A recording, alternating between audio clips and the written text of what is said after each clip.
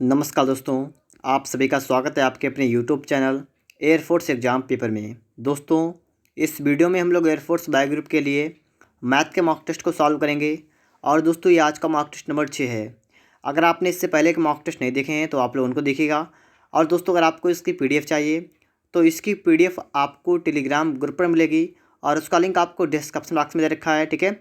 और आपके सामने भी यहाँ पर लिखा हुआ है। तो आप लोग अगर ये सर्च करेंगे टेलीग्राम पर तो आपको PDF वगैरह मिलती रहेंगी। और दोस्तों, अगर आप लोग इस चैनल पर पहली बार आए हैं तो आप लोग चैनल को सब्सक्राइब भी करिएगा। और दोस्तों, आप लोग बेल आइकन को जरूर प्रेस करिएगा ताकि दोस्तों जो वीडियो आपके लिए आए, लेटेस्ट वीडियो की नोटिफिकेशन आपके पास सबसे पहले पहुंचती रहे, ठीक है दोस्तों। तो चलिए शुरू करते हैं आज का वीडियो।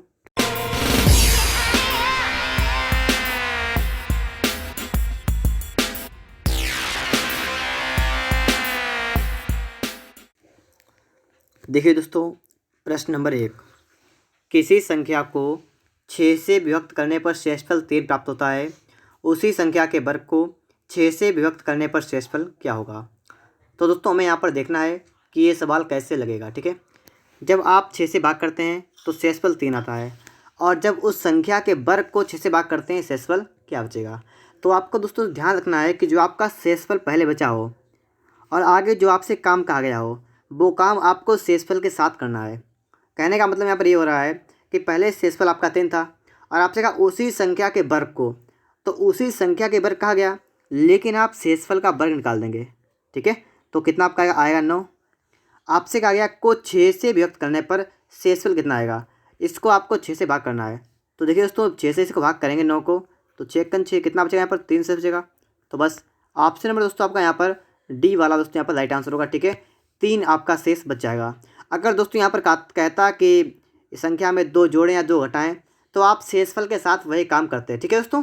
तो इस प्रकार से आप लोग इन सवालों को लगा सकते हैं। आगे देखते हैं दोस्तों इसके बाद नेक्स्ट क्वेश्चन को। देखिए दोस्तों, यहाँ पर आपके लिए आ चुका है प्रश्न नंबर 2, ठीक है। ये दोस्तों एवरेज चैप्टर से आपका यहाँ पर प्रश्न लिया गया है, ठीक है। और देखिएगा आप लोग यहाँ पर 5 संख्याओं का औसत 65 है।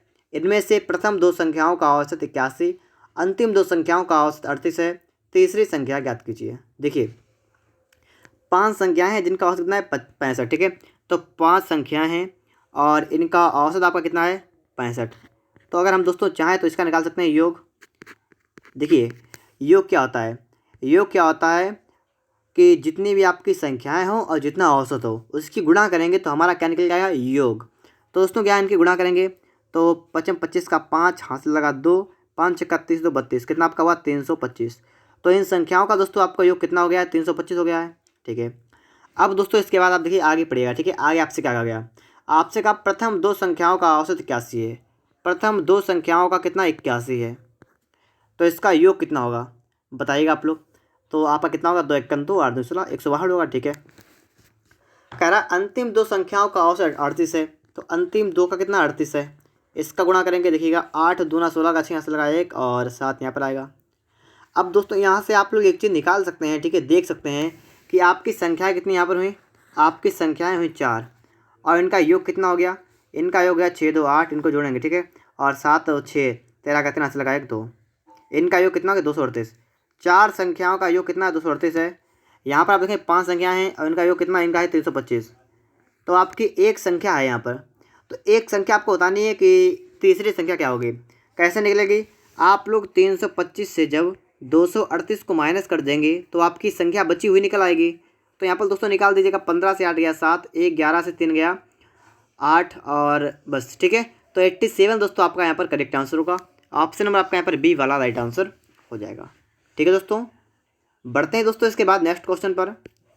यहाँ पर दोस्तों हम देखेंगे, ठीक है। प्रश्न नंबर दोस्तों हमारा आ चुका है 3 नंबर। और दोस्तों यहाँ पर आपसे कहा गया है कि 2 अंकों की एक संख्या अपने अंकों के योग से 3 गुनी है। इस संख्या में 45 जोड़ने पर इसके अंक पलट जाते हैं। यह संख्या क्या है। देखिए सवाल को लगाएंगे नहीं, ऑप्शन को देखकर आंसर निकालेंगे, ठीक है। देखिएगा 2 अंकों की एक संख्या अपने अंकों के योग के 3 गुनी है। 2 अंकों की एक संख्या है और जो कैसी है, अपने अंकों के योग की 3 गुनी। जैसे दोस्तों यहाँ पर देखिए 2 3 कितना हुआ 5 हुआ, अब 5 3 कितना होता है 15। तो सवाल में कह रहा है कि अपने अंकों के योग की 3 गुनी है। ये 15 वाला लेकिन दोस्तों है कि नहीं 23, तो ये दोस्तों गलत हो गई, ठीक है। ऐसे आप निकालेंगे।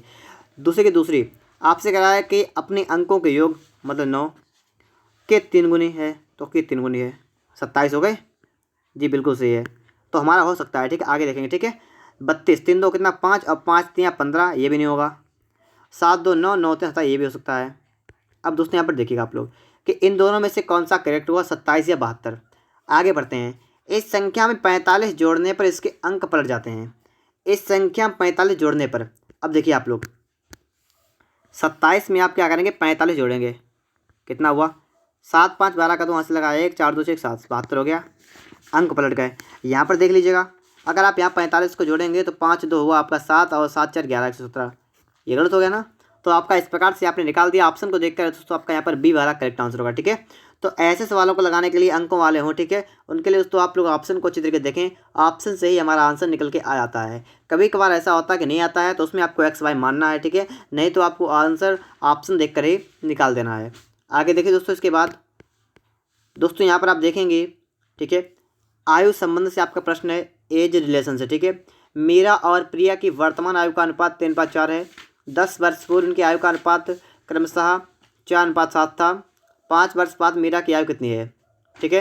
तो आप लोग इसको एक्स मान के लगाएंगे, लेकिन दोस्तों मैं आपको यहाँ बताऊँगा बिना एक्स माने, ठीक है, सवाल को कैसे लगाएंगे। देखिए मीरा प्रिया दो है ना, एक है, मीरा को एम लिखेंगे, प्रिया को पी लिखेंगे, कोई समस्या नहीं होगी।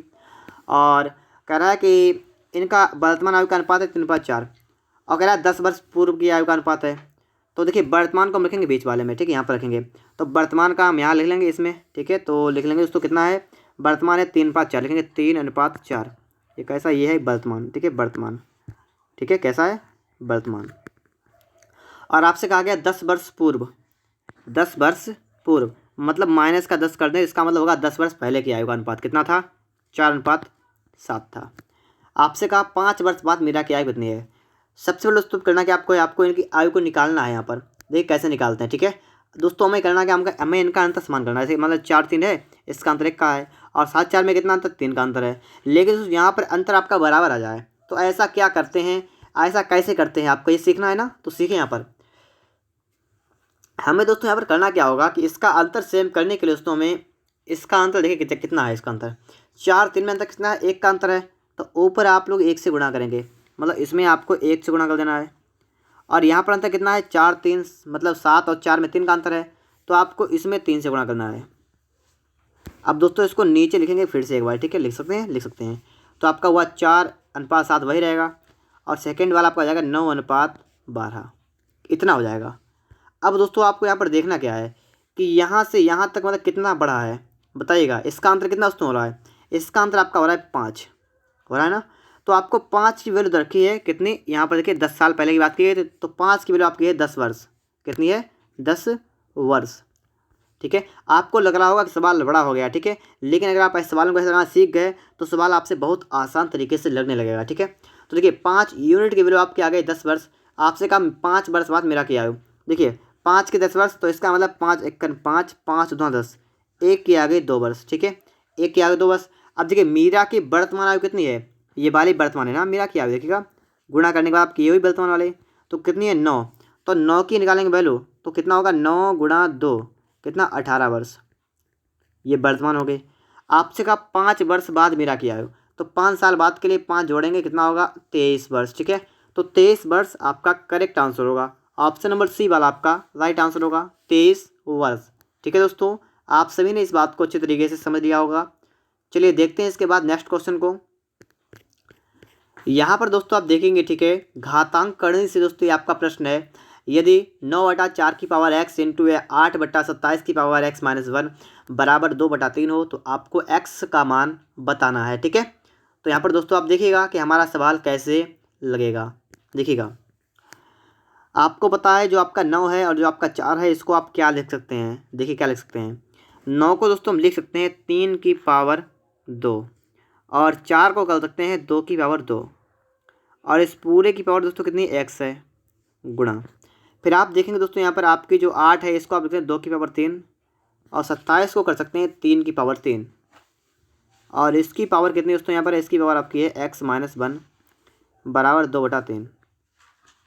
ओके भाई दोस्तों, ठीक है, इतनी बात आप सभी के समझ में आ गई होगी दोस्तों। इसके बाद हम लोग समझेंगे कि आगे हमारा सवाल कैसे लगेगा, ठीक है। तो देखिए यहाँ पर आपका सवाल इसके बाद आपका हो जाएगा 3/2 और इस पूरे की पावर आप कर सकते हैं 2, कर सकते हैं नहीं कर सकते हैं ना। तो इस पूरे की पावर दोस्तों क्या करना आपको है, आपको करना है 2 और आपका x लिखा हुआ था तो आपका x भी इसके साथ हो जाएगा, ठीक है, x भी इसके साथ हो जाएगा गुणा। और इसी प्रकार दोस्तों आप लोग लिखेंगे 2/3 और इसकी पावर कितनी दोस्तों यहाँ पर है देखिएगा आप लोग, तो आप देखेंगे यहाँ पर तो दोनों की पावर 3 हो जाएगी और इंटू आपका है x-1, ठीक है, बराबर 2/3, ठीक है। इतनी बात आपको सबसे समझना है, ठीक है, इतनी अलग है, ठीक है, इतना अलग है।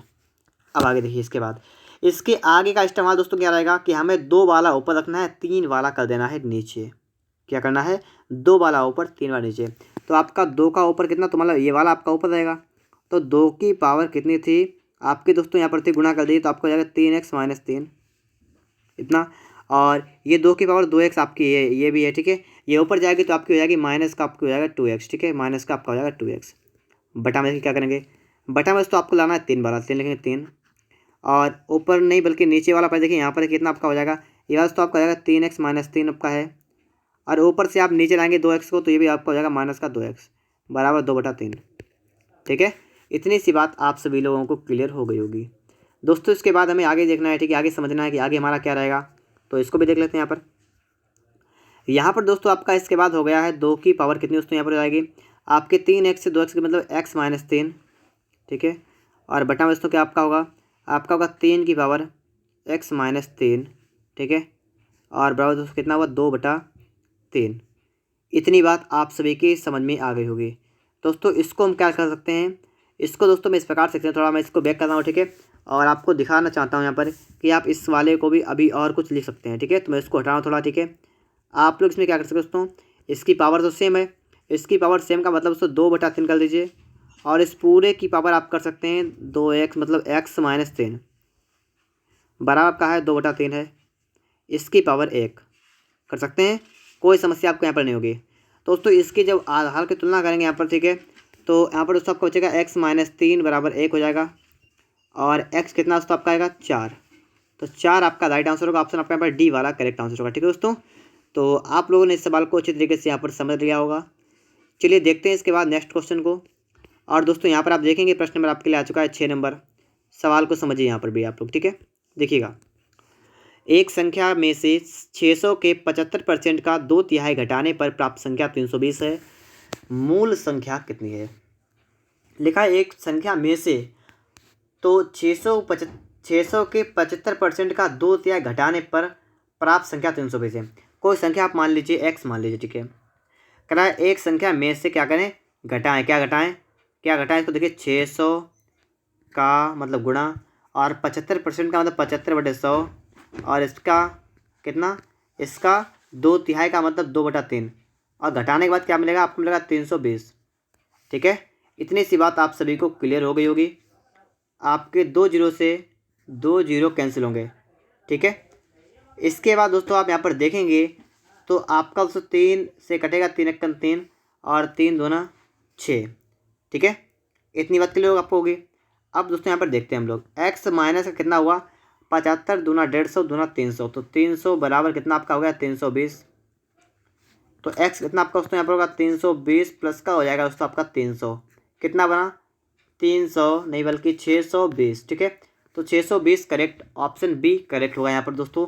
620 आपका राइट आंसर होगा। मूल संख्या कितनी होगी 600। आगे दोस्तों आपके लिए यहाँ पर सवाल नंबर आ चुका है 7 नंबर, ठीक है। वीडियो को रोकिएगा और पहले यहाँ पर आप लोग चेक करिएगा कि आप ये सवाल लगा पाएंगे। तो चलिए देखते हैं यहाँ पर, ठीक लिखा हुआ है किसी वस्तु को 20% लाभ पर बेचने से उसे 20% हानि पर बेचने की तुलना में 60 रुपये अधिक प्राप्त होते हैं। वस्तु का क्रय मूल्य कितना है। समझिए, मैं आपको हमेशा ये बताता हूँ कि जो आपका सीपी होता है ना, वो कितना होता है, हमेशा होता है 100%। यहाँ पर आप देखेंगे पहले कहा गया आपसे किसी वस्तु को 20% लाभ पर बेचने से, तो जब इसको 20% लाभ से बेचेंगे तो इसका मतलब इसका एसपी कितना होगा, एसपी होगा 120%। बात समझिएगा, ठीक है। जब इसको 20% लाभ से बेचेंगे इसका मतलब 20 प्लस का होगा, तो मतलब एसपी आपका होगा 120%। और कह रहा है इससे उसे 20% हानि पर बेचने, और जब उसे हम हानि पर बेचेंगे 20%, तो इसका मतलब होगा 80% होगा। देखिए बात को समझिए थोड़े कि पहले आपसे कहा गया है कि 20% लाभ से बेचने पर, तो आपका हुआ 120%। फिर आपसे कहा 20% हानि से बेचने पर, तो मतलब 80% बचा आपका। और कहा कि तुलना में 60 रुपये अधिक प्राप्त होते हैं, कि जब 20% लाभ पर बेचता है तो 20% हानि पर बेचने से इसे क्या होता है, मतलब इस प्रकार से अगर इसमें देखें तो इसका डिफरेंस जो आपका आ रहा है मतलब 40% का, आपको ये बता रहा है कि 60 रुपये के बराबर हो रहा है। ठीक है, कहने का मतलब उसने यहाँ पर ये हो रहा था। यहाँ पर दोस्तों हम देखेंगे, ठीक है, कि आपका 20 दूना 40, 20 तियाँ 60, मतलब 2% की वैल्यू आपकी आ गई है 3 के बराबर। आपको बनाना क्या है, आपको बताना है कि वस्तु का क्रय मूल्य, मतलब 2 को बनाना है 100, तो मतलब 50 से गुणा कर देगा इधर और 50 से कर दें इधर, तो आपका यहाँ निकल आएगा कि 100% की वैल्यू कितनी आ गई, 150। तो यहाँ पर दोस्तों आपका राइट आंसर क्या होगा, ऑप्शन नंबर बी वाला होगा। ठीक है, 150 रुपये होगा आपका वस्तु का क्रय मूल्य। ठीक है, चलिए आगे देखते हैं इसके बाद नेक्स्ट क्वेश्चन को। और यहाँ पर दोस्तों हम देखेंगे प्रश्न नंबर आपके लिए आ चुका है 8 नंबर। सवाल को समझिएगा। सवाल दोस्तों आपसे कह रहा है कि 28 लीटर मिश्रण में पेट्रोल और तेल का अनुपात 5:2 है, इसमें कितना तेल और मिलाया जाए कि यह अनुपात 2:1 हो जाए। ठीक है, तो देखते हैं यहाँ पर हम लोग कैसे लगाएंगे सवाल को। 28 लीटर मिश्रण में पेट्रोल और तेल, के पेट्रोल को हम पी लिख लेंगे, तेल को हम लोग टी लिख लेंगे। तो आपसे कहा गया इसका अनुपात है 5:2। कितना लीटर है, 28 लीटर है। ठीक है, इसको लिख देते हैं यहाँ पर इस प्रकार से। फिर आपसे इसमें कहा गया है दोस्तों, कहा गया आपसे है कि इसमें कितना तेल और मिलाया जाए, इसमें तेल की मात्रा कितनी बढ़ाई जाए, कितना बढ़ाया जाए कि यह अनुपात हो जाए 2:1। ठीक है, अब यहाँ पर आपको बात को समझना है। अब आप लोग अपने आप खुद से ज़रा सोचिएगा यहाँ पर कि इसमें जब तेल बढ़ाएंगे तो इसका मतलब आपका पेट्रोल जितना पहले होगा उतना रहेगा ना, क्योंकि दोस्तों सवाल में कहा गया है कितना तेल मिलाया जाए। इसमें सिर्फ क्या करना आपको है, आपको सिर्फ तेल को बढ़ाना है। तो आपका पेट्रोल एक जगह रहेगा, तो पेट्रोल आपका यहाँ पर 5 है, यहाँ पर 2 है, इसको आपको करना है सेम। तो इसका मतलब दोस्तों आप लोग ऊपर वाले में आप लोग 2 से गुणा कर देंगे और नीचे आप लोग यहाँ पर 5 से गुणा कर देंगे, तो आपका पेट्रोल हो जाएगा सेम। ठीक है, बात इतनी क्लियर होगी आपको। तो देखिए इसका अनुपात कितना हुआ, इसका अनुपात हो गया 10:4, इसका हो गया 10:5। कितना बढ़ गया दोस्तों, 1 बढ़ गया 1। और 1 की वैल्यू आपको जो है बतानी है, 1 की वैल्यू आपको बतानी है। तो समझिए यहाँ पर दोस्तों अगर आप देखेंगे अच्छी तरीके से तो आपको देखा है टोटल कितना है, 28 लीटर आपका मिश्रण है। ठीक है, 28 लीटर आपका मिश्रण है। और अगर यहाँ पर देखें तो कितना है, 10×4 14। देखिएगा तो जो 14 आपका है यहाँ से हो रहा है 14, तो 14 यूनिट की वैल्यू आपको रखिए 28 लीटर। ठीक है, 1 की वैल्यू आप निकालें कितनी आपकी आएगी, 2 लीटर आपकी आएगी। तो आपसे कहा कि 1 की आपको निकालनी है, यहाँ पर कितनी आएगी, 2 लीटर। तो आपका 2 लीटर करेक्ट आंसर होगा, ऑप्शन नंबर आपका यहाँ पर सी वाला राइट आंसर होगा। ठीक है, 2 लीटर। अगर दोस्तों आप लोग चैनल पर पहली बार आए हैं तो आप लोग चैनल को सब्सक्राइब करिएगा। और अगर आपको इसकी पीडीएफ चाहिए तो इसकी पीडीएफ आपको टेलीग्राम ग्रुप पर मिलेगी और उसका लिंक आपको डिस्क्रिप्शन बॉक्स में मिल जाएगा। और दोस्तों यहाँ पर जितने प्रश्न हैं आपके लिए सभी इंपॉर्टेंट प्रश्न हैं, तो आप लोग सभी प्रश्नों को डेली अच्छी तरीके से यहाँ पर सॉल्व करते रहिएगा। ठीक है, आगे दोस्तों इसके बाद आप देखेंगे प्रश्न नंबर आपके लिए आ चुका है 9 नंबर। सवाल को पढ़ते हैं। ठीक है, देखिए यहाँ पर कह रहा है 18 व्यक्ति प्रतिदिन 6 घंटे कार्य करके एक छोटे सभा भवन को 30 दिन में बनाते हैं। इस सभा भवन की तुलना में 16 गुना बड़े सभा भवन को प्रतिदिन 6 घंटे कार्य करते हुए 27 दिन में बनाने के लिए कितने व्यक्तियों की आवश्यकता होगी। तो टाइम एंड वर्क से आपका यहाँ प्रश्न है, तो देखते हैं कि हमारा ये सवाल कैसे लगेगा। देखिएगा इसके लिए फार्मूला होता है हमारा कि M1D1 ठीक है अपान W1 बराबर M2D2/W2। ठीक है, इस टाइप से आपका होता है एक फार्मूला।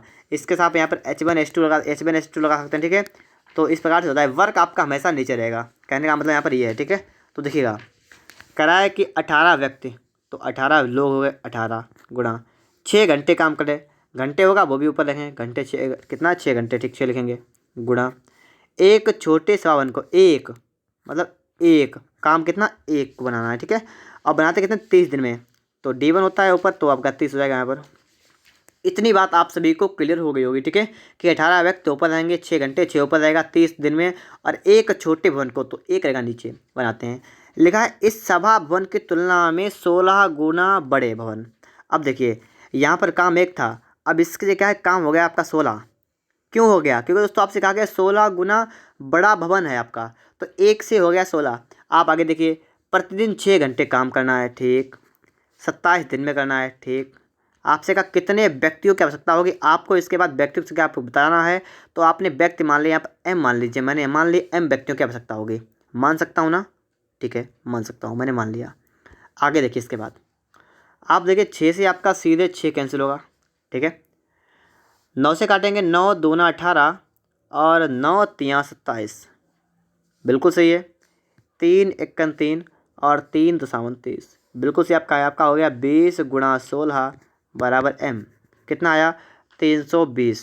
तो 320 आपका करेक्ट होगा, ऑप्शन ए वाला आपका दोस्तों यहाँ पर राइट आंसर हो जाएगा, ऑप्शन नंबर ए 320। बढ़ते हैं दोस्तों इसके बाद नेक्स्ट क्वेश्चन पर, ठीक है। देखिए दोस्तों यहाँ पर आपके लिए आ चुका है 10 नंबर। आपसे यहाँ पर दोस्तों सवाल क्या कह रहा है, ठीक है। टाइम एंड डिस्टेंस दोस्तों आपका प्रश्न है, ए बी से 2 गुना तेज धावक है तथा बी सी से 3 गुना तेज धावक है। यदि सी ने कोई दूरी 1 घंटा 54 मिनट में तय की हो तो ए उसे तय करने में कितना समय लेगा। देखिए दोस्तों आपसे कहा ए बी से 2 गुना तेज धावक है, कहने का मतलब है कि ए जो है, ठीक है, ये बी से 2 गुना, अगर बी की स्पीड 1 है तो ए की स्पीड कितनी है, 2 है। कहने का मतलब ये हो रहा है ना। और आप देखेंगे आगे आपसे कहा गया बी सी से 3 गुना है, यहाँ पर आप देखेंगे, ठीक है, कि बी जो है सी से 3 गुना, अगर सी की 1 है चाल तो बी की कितनी है, 3 है। इसका आपको ये अनुपात दे रखा है, ठीक है। अब दोस्तों आप चाहें तो इस अनुपात को करेंगे बराबर, पहले क्या करेंगे आप लोग, 1 को आगे बढ़ाएंगे, 3 को इधर आगे बढ़ाएंगे, तो आप क्या करेंगे, आप लोग यहाँ लिख लेंगे 1, यहाँ लिख लेंगे 3, ठीक है। इसको गुणा करेगा 6 अनुपात 3 एकन 3 अनुपात 1 एकन 1, ये आपका आ गया।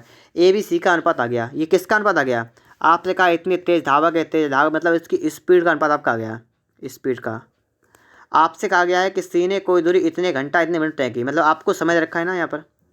आप सभी को ये पता होना चाहिए कि जो समय का अनुपात होता है, रेशियो होता है, वो स्पीड का विपरीत होता है, व्युत्क्रमानुपाती होता है, व्युत्क्रम उल्टा होता है।